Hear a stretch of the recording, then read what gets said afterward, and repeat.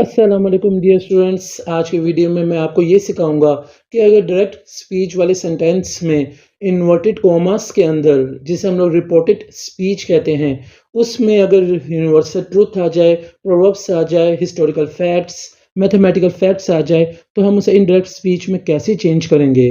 तो वीडियो बहुत ही ज़्यादा इंटरेस्टिंग होने वाली है। आपने बस वीडियो को एंड तक देखना है। तो वीडियो स्टार्ट करते हैं। पहले पार्ट की तरफ चलते हैं, जिसे यूनिवर्सल ट्रुथ हम लोग कहेंगे।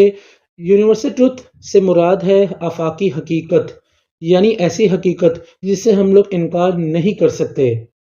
इस सेंटेंस को देखें, Ali said the sun rises in the east. अब इस इन्वर्टेड कॉमा के अंदर वाले हिस्से को हम लोग रिपोर्टेड स्पीच कहेंगे। इसके अलावा यूनिवर्सल ट्रूथ वाले सेंटेंस ये भी है कि अल्लाह इज वन। तो ये जितने भी सेंटेंस हो जिससे हम लोग हकीकत कहें, जो कि हकीकत पे मुश्तमिल हो, उसे यूनिवर्सल ट्रूथ कहेंगे।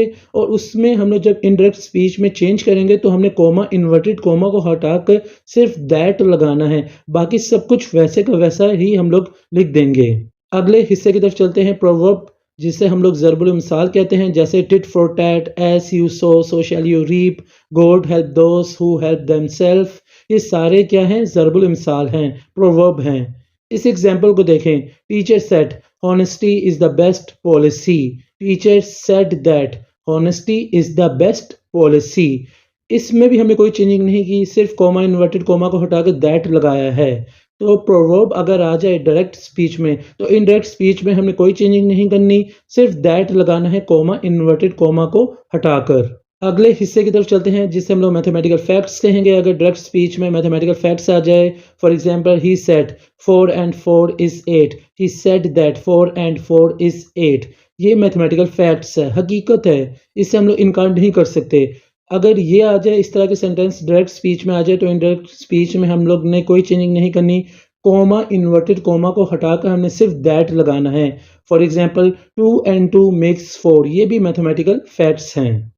अब हम लोग बात करते हैं पास्ट हिस्टोरिकल फैक्ट्स की, या हिस्टोरिकल फैक्ट्स की, जिसे हम लोग तारीखी हकीकत कहेंगे, माजी की तारीखी हकीकत।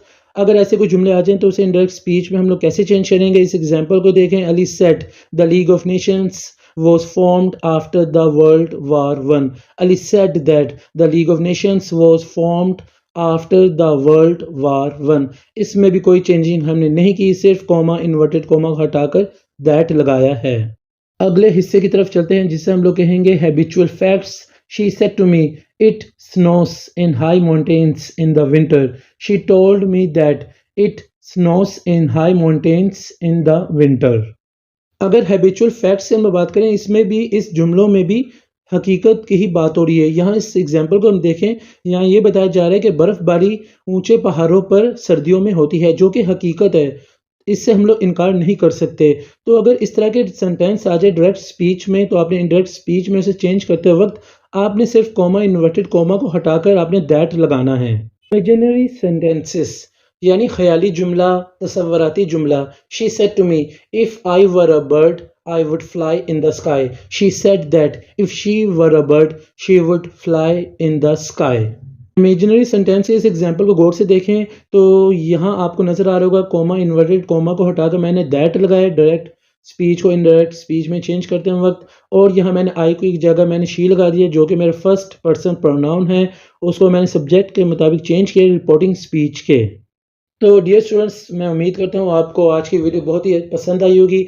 आज की वीडियो मैंने आपको ये सिखाया कि अगर डायरेक्ट स्पीच के सेंटेंस में, रिपोर्टेड स्पीच में अगर यूनिवर्सल ट्रूथ आ जाए, प्रोवर्ब्स आ जाए, हिस्टोरिकल फैक्ट्स, मैथमेटिकल फैक्ट्स आ जाएं, तो हम उसे इनडायरेक्ट स्पीच में कैसे चेंज करेंगे। उम्मीद करता हूँ आपको आज की वीडियो बहुत ही पसंद आई होगी। अगर आपको वीडियो अच्छी लगी तो इस वीडियो को लाइक करें, मेरे चैनल को सब्सक्राइब करें और इस वीडियो को ज़्यादा से ज़्यादा शेयर करें। सर हसन शबीर को इजाज़त दें, मुझे दुआ में याद रखिएगा। जज़ाकल्लाह।